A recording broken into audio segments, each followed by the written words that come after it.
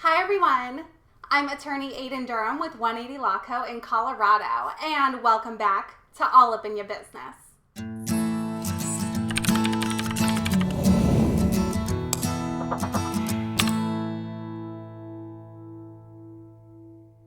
On this episode of All Up in Your Business, we're going to talk about LLC management.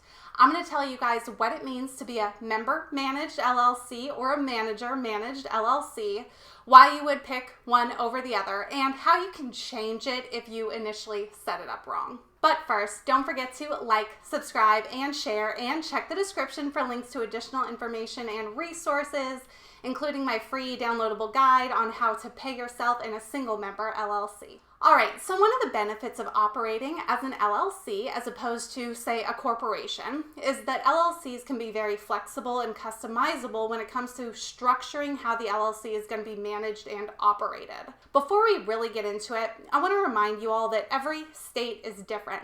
The forms used to form an LLC will be different for every state, even though they typically contain a lot of the same kinds of information.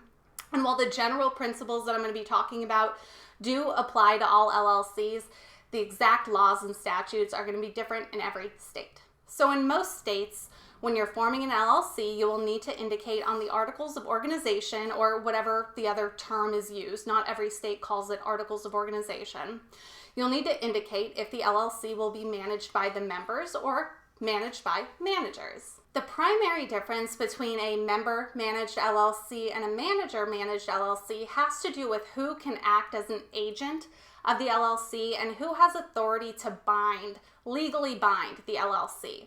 The LLC is a legally recognized being which can sign contracts and enter into legally binding transactions with other parties. But since the LLC isn't a person who has the actual ability to sign contracts or engage in conversations about potential business transactions, the LLC needs some humans who can act on its behalf. And that's where the members or managers come into play. In a nutshell, in a member-managed LLC, the members will be actively involved in the day-to-day operations, decision-making, and overall running the business. In a manager-managed LLC, the members will elect one or more managers who will be responsible for most of the business operations, decision-making, and day-to-day running of the business. The members will be more like silent partners who typically only get to weigh in on major decisions that affect the LLC. In Colorado, this is what our statutes say about it. If the articles of organization provide that management of the LLC is vested in the managers, then a member is not an agent of the LLC and has no authority to bind the LLC solely by virtue of being a member. And each manager is an agent of the LLC and can sign documents on behalf of the LLC and can legally bind it. If the articles of organization provide that management of the LLC is vested in the members, then each member is an agent of the LLC and can sign documents in the name of the LLC and legally bind the LLC. So in a member-managed LLC, the members, solely by virtue of being members, are authorized to act on behalf of the LLC. Whereas in a manager-managed LLC, only the managers are authorized to act on behalf of the LLC. The members of the LLC are not automatically given that authority unless they're also managers. But making your LLC member-managed or manager-managed doesn't just affect who can act on behalf of the LLC. It also affects what duties are owed to the LLC and by whom. By default, LLC members or managers owe certain duties to the LLC itself and to the other members. The members of a member-managed LLC and managers in a manager-managed LLC owe a fiduciary duty to the LLC. In some states, these duties can be revised, broadened, or eliminated in the LLC's operating agreement. But without that, very generally speaking, the members or managers have to act in the best interest of the LLC at all times when they're carrying out their duties and obligations. In a member-managed LLC, all of the members owe a duty of care and duty of loyalty to the LLC. If a member breaches those duties by, for example, engaging in a competing business, the member could be personally liable to the LLC and the other members as a result of that breach. In a manager-managed LLC, it's typically only the managers who owe that duty of care or duty of loyalty to the LLC. The members aren't going to be bound by these fiduciary duties solely by virtue of being a member, unless they're also managers. The process for electing and removing managers will depend on your state's laws and the LLC's operating agreement. Most states will require either a majority or unanimous vote of the members to elect, remove, or replace a manager.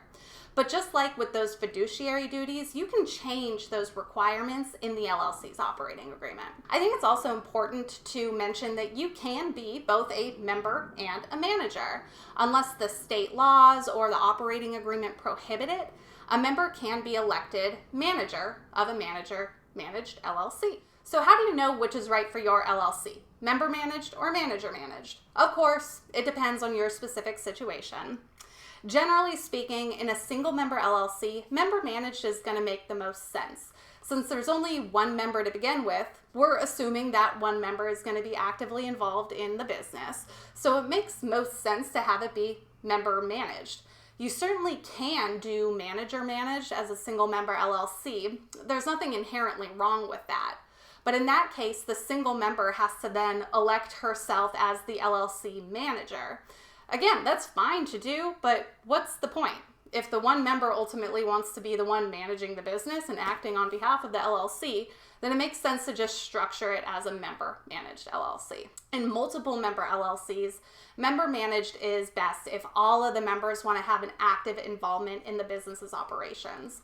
Again, this makes most sense if all the members want to be actively involved. There's no point in electing managers if all of the members want to be managers. But let's say instead that you have a member who does not want to be really involved in the day-to-day operations. Maybe you have some folks that just want to invest some money into the business and see a return on their investment. They don't particularly care how it gets there. That would be a situation more suitable for a manager-managed structure. Let's say it's you and two other member investors. The three of you would all be members and can elect you as the manager. It's important that you understand and recognize the difference before you form your LLC. Everything thereafter, including the operating agreement, who can sign contracts on behalf of the LLC, who needs to consent to different actions of the LLC, everything will be very different for a member-managed LLC versus a manager-managed. So a big question that I get asked pretty frequently is, what do I do if I originally formed my LLC one way, but realized I did it wrong? What if you're a single member LLC and you accidentally checked that manager managed box on the articles of organization? Luckily, you're not locked into that management structure, and it is possible to change it later on if needed. Typically, you can do this by filing an amended articles of organization. This is exactly what it sounds like. You are amending or changing the LLC's articles of organization. So if you find yourself in a situation where you need to change your LLC from member managed to manager managed or manager managed to member managed, you can amend the LLC's articles of organization to correct that management designation for the LLC. So to summarize, in a member-managed LLC, all of the members are agents of the LLC, can act on its behalf, and owe certain fiduciary duties to the LLC. In a manager-managed LLC, it's only the manager or managers who are elected by the members that are agents of the LLC, can act on its behalf, and owe those duties to the LLC. As with everything, whether your LLC should be member or manager managed depends on your specific details and circumstances. So it's always best to consult with an attorney who's licensed in your state if you're unsure of the proper structure for your business. That's all for this episode, folks. Drop a comment below, let me know what you think, and don't forget to check the description for links to additional information and resources. Thank you all so very much for watching. I'm Aiden Durham, and I'll see you next time.